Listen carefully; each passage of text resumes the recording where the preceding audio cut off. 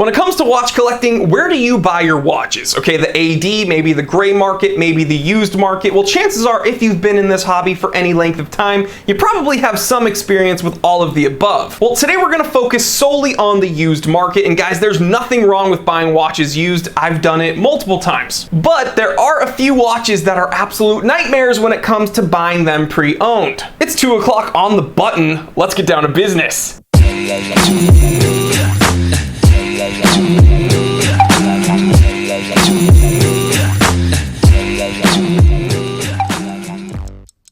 Okay, so what makes a watch an absolute nightmare when it comes to buying them pre-owned? Well, I have a 3-piece trifecta when it comes to this nightmare system. The first is authenticity concerns, the second is reliability concerns, and the third is just bad prices. So the first watch, that's an absolute nightmare. Stay away from these. Do not buy these secondhand. Panerai, okay? Any Panerai. And guys, listen, as much as I love some of their watches, the Panerai fakes have become so advanced that even Panerai has difficulty spotting them. I've heard horror stories of people, unbeknownst to them, buying fake Panerais, getting them serviced by Panerai, and Panerai not even knowing they're fake. So because of this, I recommend you never buy a Panerai used.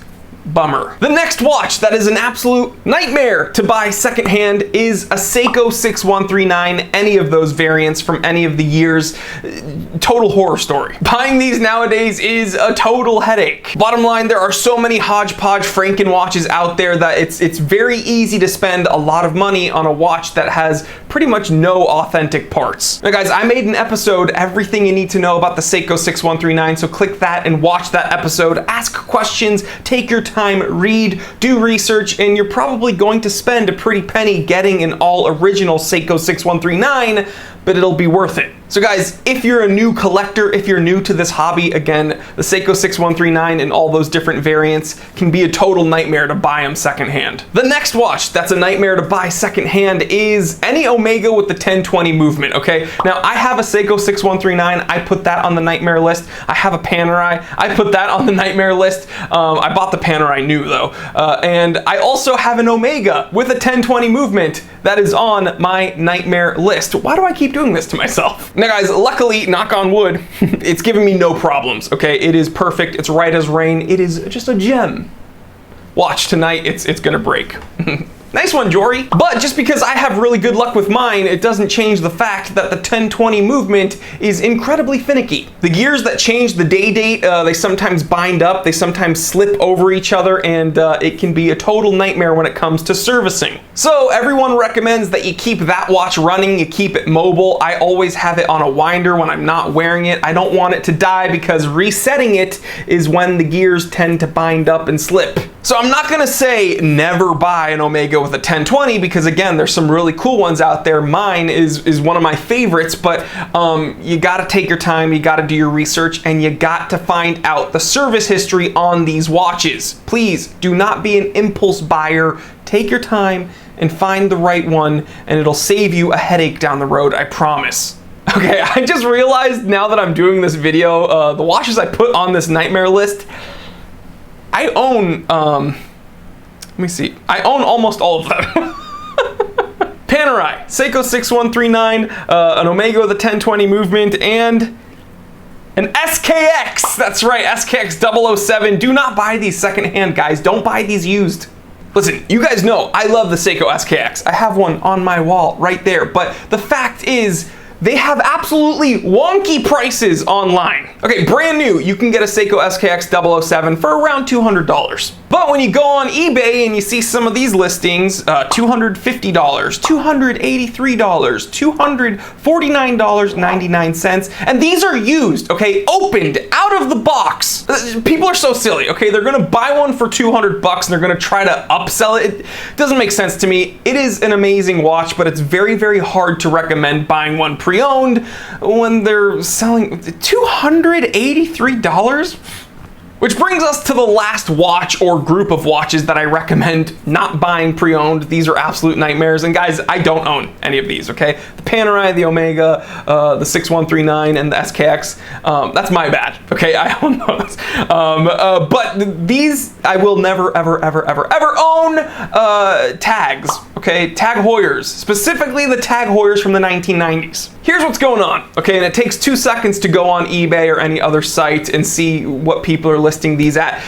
These people have acquired a Tag Heuer from the 90s, and then, you know, recently Tag has been doing a big media push getting athletes and celebrities to wear their watches. So these people are like, wow, Tag Heuer, that's big money, that's big bucks. And they list them for exorbitant prices. I'm sorry, dude, your Tag Heuer Formula 1 from the 1990s, the quartz, it is not worth $700.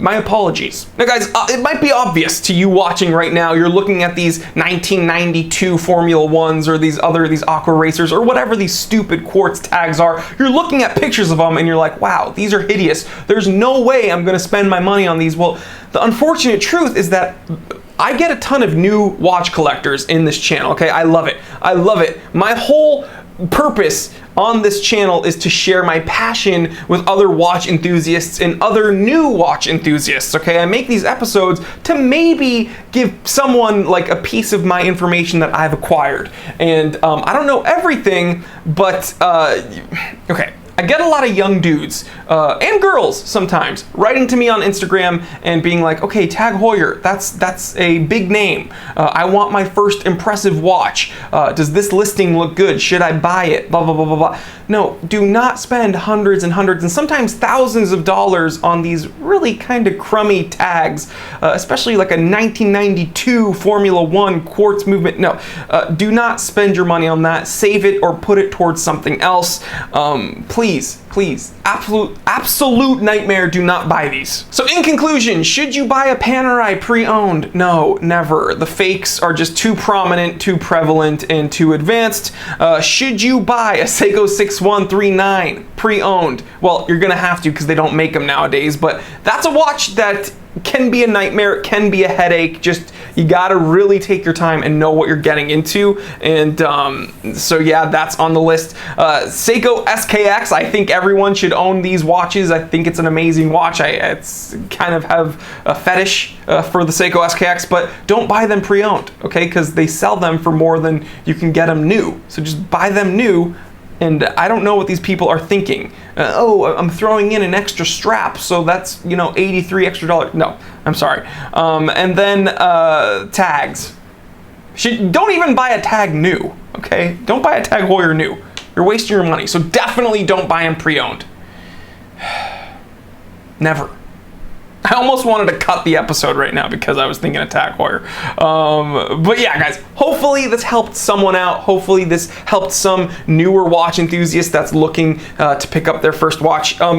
Again, ask questions, do your research, don't be an impulse buyer. Just take your time. And guys, if you're interested in buying a new watch, you can go ahead and check out the Time Teller shop. I got a bunch of watches there, watch straps, watch accessories like winders and toolkits even. Really the one-stop shop for the watch collector like you, and you're supporting the channel. So go ahead, click that link, shop around. I will love you for it. And if you're new here, if this is your first time joining us here at the Time Teller channel, I want to say thank you so much for stopping by. Go ahead, click that subscribe button. It takes 1 second. And again, that helps me out a lot. And while you're at it, go ahead, click that little bell icon so YouTube notifies you when I upload, hopefully. It's kind of hit or miss because YouTube does a terrible job notifying my subscribers when I upload, but that bell might help. So don't miss out, guys. Like, comment, subscribe, share this with other watch enthusiasts, other people that you think would enjoy this. I'm Jory Goodman, the Time Teller, and always remember, I didn't invent time. I just tell it. All right, well, if you enjoyed this episode, please consider subscribing to the channel because there's a whole lot more where that came from. Also, I have no idea how YouTube works yet. Hopefully in the future, I'll get the hang of it, but I think there should be some recommended videos for you to watch. There might be one over on this side of the screen. There might be one over on this side of the screen. Who knows where they're gonna be? YouTube's always changing. Life is always changing. You know, there's a lot to learn about life. We'll save this for another episode. Anyway, click one of these videos, watch it, subscribe to the channel. I love you.